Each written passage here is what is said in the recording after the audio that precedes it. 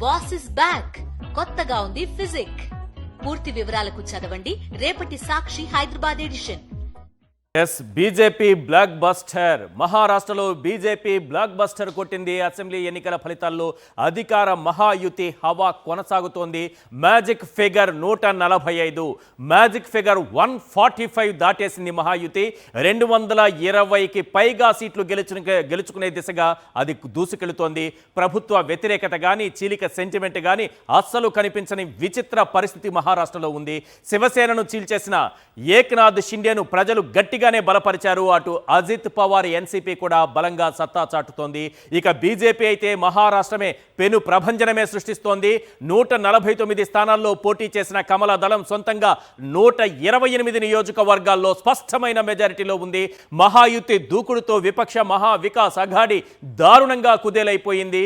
కనీస పోటీ కూడా ఇవ్వలేని పరిస్థితికి వెళ్ళిపోయింది.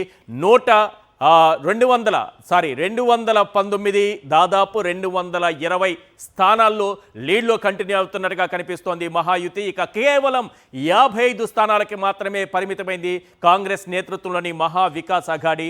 ఇటు 14 స్థానాల్లో ఇతరులు కనిపిస్తున్నారు. ఒక్కసారి జార్ఖండ్కు వెళదాం. ఎవరూ ఊహించినటువంటి ఫలితాలను కనిపిస్తోంది. ఎందుకంటే ఉదయం కౌంటింగ్ ప్రారంభమైన తరువాత ఎన్డీఏ కూటమి ముందంజలో కంటిన్యూ అవుతూ కనిపిస్తుంది. కానీ ఆ సమయం గడిచే కొద్దీ గంటన్నర తరువాత మొత్తం ఫలితాలే తారుమారైనటువంటి సిచ్యువేషన్ కనిపిస్తోంది.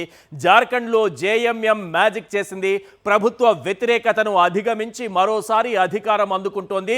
81 అసెంబ్లీ స్థానాలున్న జార్ఖండ్లో ఇండియా కూటమి 50కి పైగా సీట్ల ఆధిక్యంలో కంటిన్యూ అవుతోంది. బీజేపీ 24 స్థానాల్లో మాత్రమే లీడ్లో ఉంది. ఓవరాల్గా బీజేపీ ప్లస్ అంటే బీజేపీ కూటమి 29 స్థానాల్లో మాత్రం మనకు కనిపిస్తోంది. ముఖ్యంగా ఈడీ కేసులు, సోరెన్ అరెస్టుతో వెల్లువెత్తినటువంటి సానుభూతి జేఎంఎంకు ఓట్ల వర్షం కురిపించినట్లు కనిపిస్తోంది.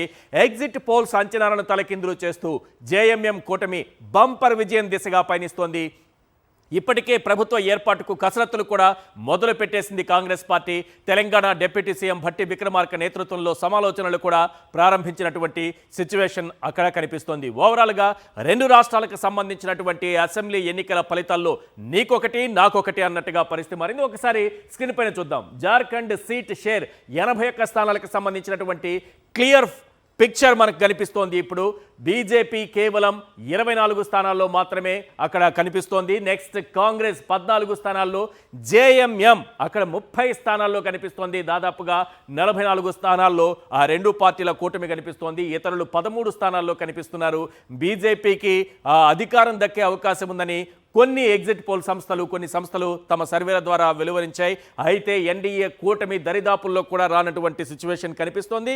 ఆసక్తికరంగా కాంగ్రెస్ జేఎంఎం కూటమి అధికారంలోకి వచ్చేటటువంటి పరిస్థితి చాలా క్లియర్గా ఉంది. ఇక మహారాష్ట్ర సీట్ షేర్ 288 స్థానాలున్నాయి. మొత్తం ఏ పార్టీ ఏ రకమైనటువంటి పెర్ఫార్మెన్స్ చూపించిందో ఇండివిజువల్గా ఆయా పార్టీలకు సంబంధించినటువంటి సమాచారాన్ని చూద్దాం. 145 స్థానాల్లో పోటీ చేసింది బీజేపీ. ప్రస్తుతం 127 స్థానాలు గెలుచుకోబోతోంది. ఇక కాంగ్రెస్ 101 స్థానాల్లో పోటీ చేసింది. కేవలం 20 స్థానాల్లో మాత్రమే లీడ్లో కంటిన్యూ అవుతుంది.